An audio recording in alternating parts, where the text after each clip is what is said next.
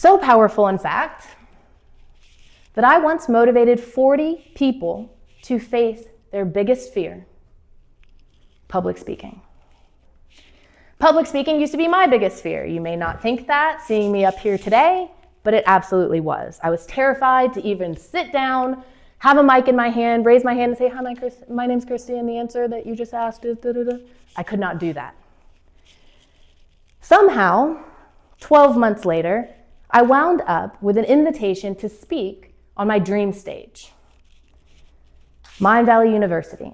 And for those that don't know it, it is an online personal and professional development platform with 25 million students worldwide. They have all the top leading experts in everything from public speaking, storytelling, entrepreneurship, spirituality. I mean, list goes on. How did I end up getting an invitation on that stage? Okay, I'm gonna do it. I'm ready. I'm gonna talk about courage. Forget whatever thing I sold them on that they said that they were gonna do. I don't even know, I was just making things up. Courage. It took a lot of courage to get here. I'm gonna speak on courage. So I go to Pula, Croatia for the event, and 2 days before that talk on courage, the same audience that'd be in my audience invited me to go cliff jumping. They asked me to put my money where my mouth was, and if I said public speaking was my biggest fear, it's because I was never even considering cliff jumping. No. I've been terrified of heights my whole life. Yes, of course, I'd see those carefree, free spirits leaping off turquoise waters. I thought, yeah, it'd be really cool to be like them. But no, I would never. But you guys, what was I supposed to do? Tell them, no, I'm too scared. I can't go cliff jumping with you, but I need to make sure that you catch my talk on courage in 2 days, because that'll be great. Oh, my ankle. Solutions. So I had to do it. So I remember I'm standing up there 35 feet above the Adriatic. My toes are curling on this craggy rock, trying to keep me grounded. The wind's blowing in my hair. I can hear the encouragement of my friends, my peers behind me. Come on, Christy, you can do it, jump. I was up there for a while. Jump, come on. I'm shaking, I don't know how I'm gonna do this. I'm terrified. I want to leap, but my body is frozen in place. Do you need a countdown? Yeah, let's do it. 3, oh God, 2, 1. My hand finds my nose like a total dork. Other one grabs my torso, 1 foot up and away, and I'm doing it. And when I land in that cool, salty water, I've never felt so unstoppable in my life. Because something happens when we do the thing that we thought we couldn't do.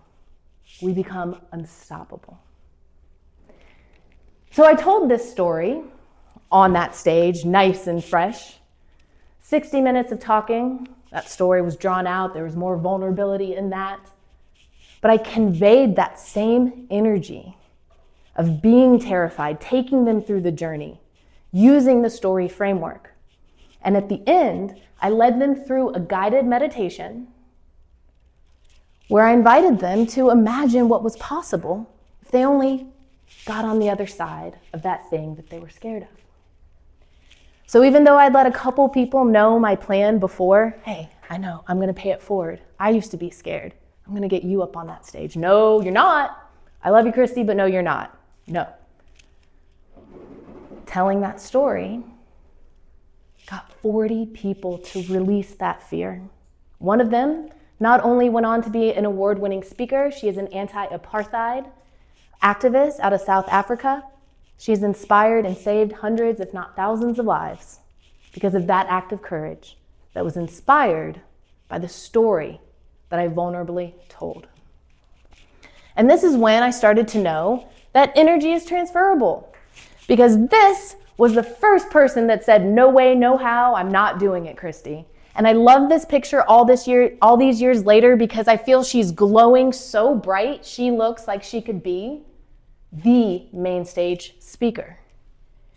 And her testimonial blew me away. At 28, I've spent my life crippled by the fear of public speaking to the point I hoped I'd faint during a sit-down presentation. That's powerful. She's up there looking like that. Why? She said, my vulnerability and authenticity became mine. Her courage became mine. And this got me thinking. Did some research, 93% of communication is nonverbal.